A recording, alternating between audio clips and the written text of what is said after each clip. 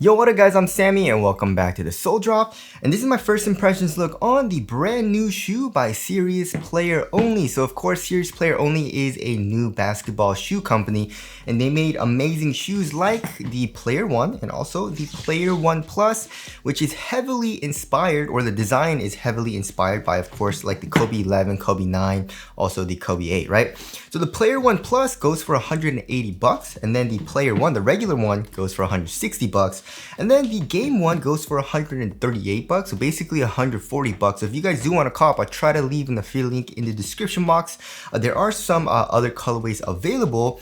And as far as the Player 1 Plus goes, it's 180 bucks, which is super expensive, but you do get 2 drop-in midsoles. The Player 1, you only get 1, and same thing with the Game 1. So again, links will be in the description box, but let's get started right off with the Tracciones. And as far as the traction pattern goes, it's heavily inspired by the Player 1 Plus, right? And we have the Serious Player Only logo here in the midfoot, and it's inspired by a tire as well. It's supposed to be like the tire traction pattern. And it's very, very interesting, right? So the Player 1 Plus, I guess they changed up the rubber compound. I did get a couple of colorways of the Game 1. And the traction is not super squeaky. It's actually super silent. There's no squeak really at all on my wood floors right now. The bite seems pretty good, but it doesn't seem absolutely amazing. But here in the Player 1 Plus, it's very, very squeaky as far as the squeak goes. And also, it has a very nice bite, right? It has actually a top tier bite. The Player 1 Plus had top tier traction, right? So we'll have to see on the Game 1. I don't know why they changed it up. Maybe they, I don't know. But it does feel a little bit different as far as the overall performance goes right now. Of course, when I break it in, when I play it in, break it in, maybe it'll get better, maybe it'll get squeakier. Squeak doesn't really matter. It doesn't matter for performance, of course, but I like to have a nice little squeak, right?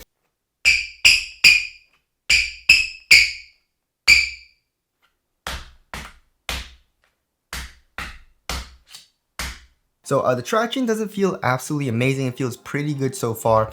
And as far as the durability goes, the durability feels like it's gonna be absolutely amazing, right? So the rubber is super hard. It's a very, very hard rubber. And also the grooves are really deep, which is pretty interesting. So you should be fine on the outdoor court with the Game 1 and also the Player 1 Plus, which I think is awesome. That's what I love about Serious Player Only, right? So their original shoe was the Player 1, right? And the rubber was really, really soft. The grooves are very, very thin as well.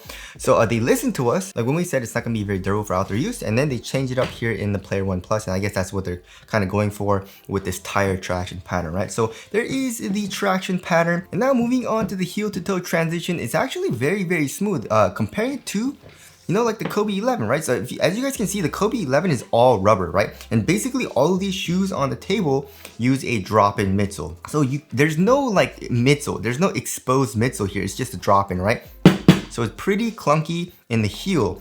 But something that they did here in the Kobe 8 is this is a drop-in midsole as well, of course, but we have foam, right? So, I mean, it's just like, it's a very stiff foam, but it's not as clunky or stiff feeling here in the heel compared to like the Kobe 11, also the Kobe 9, right? So that's something that I like about the Kobe 8 a little bit more, is a smoother heel. And same thing here in the Player 1 Plus, right? The Player 1 Plus had pretty much the exact same thing as the Kobe 11 EM. And it's still a little clunky here in the heel because there's no exposed midsole, right? So that's what they did here in the Game 1, is that they gave us like an EVA midsole that's exposed, and it feels, there's like a little compression right here, right? So it doesn't feel as clunky here in the heel. We have a nice rounded shape as well. And then here in the forefoot, we have a very curved shape, and we have a little, or a good amount of forefoot flex, but it's a little bit hard to flex compared to like the Player 1 Plus, right? This is very, very easy to flex. Same thing with the Kobe 11s, right? This is super easy to flex, and the Kobe 8, right? Very, very easy. So the Game 1 feels a little bit more rigid, or actually a good amount more rigid, a little bit more supportive as well as far as like the overall shoe goes, right? So I'm not a huge fan of that because I like to have a very flexible shoe, right? A shoe that feels super smooth. It still feels smooth for the heel to toe transition. It just feels a little bit more stiff as far as the overall shoe feel goes. And also we can see a carbon fiber midfoot chain plate. They put a little slit in there to expose it, right? I feel like for 140 bucks, that's pretty good quality material, right? So there's that. Moving on to the cushioning setup. So we have a double layered system, right? So we have, like I mentioned before, we have EVA, right? So for the Kobe 8, the actual midsole it's just kind of like on the outer part right here, and then the drop-in midsole kind of goes underneath that or through that a little bit, right? So you're not on top of this foam with the actual drop-in midsole. The Kobe has one of the best court feels ever, right? So the Game 1, we actually have the EVA underneath, right? So we have EVA and then kind of like a strobe board, a pretty stiff strobe board, and you can feel that it's actually kind of soft. There is a little bit of compression, and then of course we have the drop-in midsole, right? And they're using their quick system drop-in midsole, so this is more designed for responsiveness, and they're using their Evanlon or Evanlon Light. And it feels very similar to Lunarlon, like when you first get Lunarlon, right? It has a good amount of compression right underneath your foot. It's pretty soft, but we'll have to see how the longevity is. How long does it take to actually bottom out? Because Lunarlon bottoms out very, very quickly. So we'll have to see on the durability of the actual foam, but other than that, it feels very, very nice. It has good court feel for this drop-in midsole, right? But this actual shoe has pretty bad court feel. It's pretty high up off the ground because it is double layered, right? And of course, I had the Game 1 on and the Player 1 Plus on at the same time. And the Player 1 Plus had way better court feel. And that makes sense, right? So if you're looking for a lot of cushion, right? A good amount of impact protection and stuff like that, then this is a good option. I think that's what they designed the shoe for, like used for everywhere, right? So if you're playing on an outdoor court, you want a durable outsole and you want better impact protection because concrete, you know what I mean? It doesn't really bend at all like wood does. Wood, it absorbs a little bit more impact when you're landing. So that does make sense, but I don't really like the higher court feel for this shoe. But yeah, it feels very nice for stepping comfort. It feels nice for compression, and I really like how they made this EVA here. So it feels a little bit smoother than the Player 1 Plus, right? So there is the cushioning setup there. And also, if you didn't know, like for example, here in the Player 1 or even the Player 1 Plus, it has this type of drop-in, right? So we have these targeted kind of bottom loaded foams which feel very like a lot softer than this actual Evanlon, right? And this is just Evanlon. The Evanlon feels a little bit softer as well. So this has better impact protection but still has good responsiveness. So we'll have to see this versus the actual light version, right? And now moving on to the materials, we have a mesh material, right? It's basically just TPU stranded materials, and yeah, it's just very, very thin. It's super duper thin here in the toe box. It feels great on foot. It conforms to your foot very well, but also here in the tip of the toe, we do have some fuse, right? And it does get pretty stiff there because of that. And we do have a good amount of like glue overlays on the lateral side and also on the medial side where you get better support, right? So that feels nice. And also for the tongue, it's a half putty construction tongue. You can see the mesh material right here as well in the midfoot. And as far as the padding goes, we have like an average amount of padding. And for the lining material, we have this kind of like really soft fleece material. And I don't really like it all too much because it feels a little cheap, you know, with this fleece material. I'd rather have like polyester or something like that, you know, nylon. But yeah, and also it's a little bit hotter, you know what I mean? And then here in the ankle area, we do have a little bit of padding as well, especially in the back of the shoe. On the sides, it's actually pretty minimal, you know? And then if you look at in the midfoot, we have some straps. And you guys can see these eyelets right here, and it kind of goes underneath the material. So you have better support and durability as well. So the overall material feels pretty nice. For 140 bucks, it does feel a little cheap, especially with the synthetic leather, like the fleece kind of lining, but it feels nice on foot, right? And also we have this external TPU heel counter. Pretty interesting. You don't really see that as much anymore. It says Game 1 right here. So there's the upper there. Moving on to the fit. So the fit is really weird, right? So in the Player 1, right, in the Player 1 and also in the Player 1 Plus, I had to go up a full size. I went up a full size and it fit me very well, right? And then I did the same thing here in the Game 1. It runs a little long. So I don't know what's up with that because the sizing of the actual drop-in midsole is the exact same coming from the Player 1 and also the Game 1, right? So that's weird. I don't know what's different. Maybe there's a little bit more padding here in the ankle area, so that's pushing my foot forward here in the Player 1 Plus. Maybe that's why, but either way, it feels like there's a little bit of length for me. So maybe going up half a size would have been better for me, not a full size. So if you want a pretty snug fit, then I guess go up only like a half size.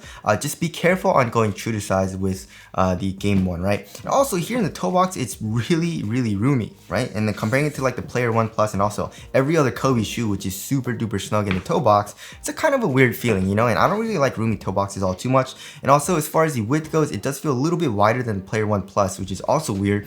But I can feel like the drop-in midsole kind of squeezing the side of my foot, like where my pinky toe is a little bit. So it's still not like a wide fit, but it's still still like a little bit wider for some reason than the Player 1 Plus, it feels like, right?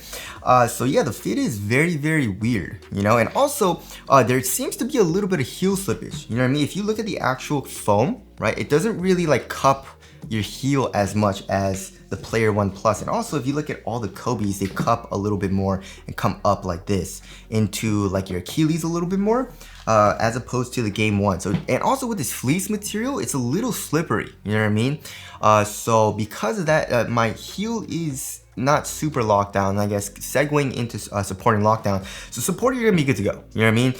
One reason why I love drop-in midsoles is because you can have a sidewall, and they usually put up a sidewall on, you know, on the lateral side, also on the medial side of the drop-in midsole, so you have better support, especially for lateral containment. And then we have a whole bunch of stuff going on here in the upper as well, right? So we have, I guess, this part, right? And this is like, there's a lot of glue. It feels actually really stiff compared to the toe box. So that's better for lateral containment. And also here in the midfoot, we have this plastic coming up acting as a sidewall. And then here in the heel, we have an external TPU heel counter. So lateral containment, this shoe's gonna be very good. It feels a lot more supportive than the Player 1 Plus, even though the Player 1 Plus was very supportive as well, right?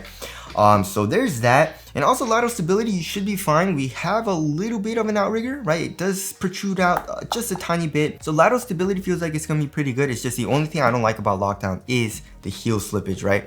And then moving on to the weight, I feel like this shoe's gonna be pretty heavy. You know what I mean? There's the whole, like, there's pretty much a whole nother like EVA midsole underneath the drop in, right? And there it seems to have a little bit more rubber than the Player 1 Plus, and also I guess the like the external heel count, I feel like it's gonna be like 14, 15 ounces. Oh, 13.6 ounces. It's not super heavy, but it is heavier than average. To compare it to the Player 1 Plus, which is 12.6 ounces, right? So the Game 1 feels a lot bulkier and also a lot heavier. And then the Kobe 11 EM, for example, is 10.2 ounces, which is super light. And the Kobe 8 is one of the lightest basketball shoes ever, coming in at 8.45 ounces. Extremely light, right? So the Game 1 does not feel super minimal, and also the court feel doesn't seem very good either. So because of all those things, I don't really like how the Game 1 feels so far. And now moving on to the aesthetics, I think it's okay. I definitely feel like the Player 1 looks the best. You know what I mean? Because this shoe design is heavily inspired by the Kobe 11 EM. It changed it up a good amount here in the Player 1 Plus out, right? So tell us what you guys think of these aesthetics down in the comment section below for the Game 1. So wrapping things up for 140 bucks, it feels pretty nice as far as the overall quality goes. I do like how they have different shoes for different play styles, right? So the Player 1 Plus basically is more for guards, right? Lower to the ground feel. It's more responsive, it feels like right now, and also it's lighter, you know? And also more minimal. The Game 1 feels more like for bigger dudes, right? A lot more support, you have a lot more cushion and stuff like that. So yeah, I mean, obviously I don't really like that all too much for me, but it doesn't feel terrible, and I feel like it'll be pretty good for bigger dudes, especially if you want, or if you prioritize support and cushion, right? So anyways, that about concludes my first impressions look on the series player only Game 1. Again, if you guys want to cop, I try to leave the free link in the description box, but that's it. Thank you guys for watching, and I'll see you guys in the next one.